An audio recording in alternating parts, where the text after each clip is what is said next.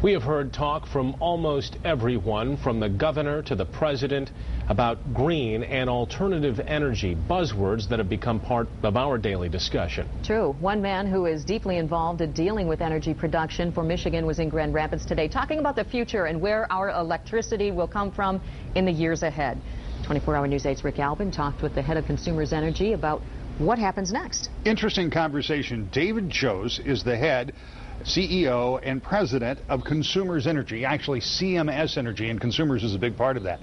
Consumers deliver service to about 6.5 million people in Michigan, and they've got plans for a new coal-fired generating plant waiting for approval in the state, but they are also under a mandate to produce an increasing amount of energy that they use from alternative or renewable sources, as prescribed in legislation passed by the legislature last year. Now, Joos says he's in favor of finding newer, cleaner ways to generate power, but he also warns that having a balance in such a plan is important to keep cost from skyrocketing. If we don't do anything, we'll have a significant impact on customers because we have aging technologies. We'll be more dependent on buying power from other states, and we'll pay more.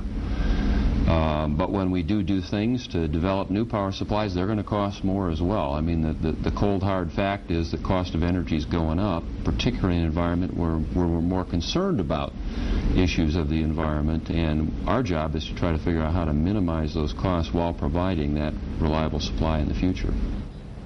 Joos talked with us about a wide range of subjects involving future energy production in the state, and you can hear the entire interview 1 week from this Sunday on To The Point. We don't have a show this week due to the French Open tennis coverage, but on the 14th, Mr. Joos will be my guest along with 3 more people who are considering a run for governor as we pick up where we left off last week. Interesting conversation. I hope you'll join us for that 1 week from Sunday. Again, we don't have a show this week. Seems to be dancing around talking about a rate increase, but is that in the offing? It's not as much a rate increase, and there will be rate increases. There's no question. There'll be rate increases if we don't do anything. There'll be rate increases if we do.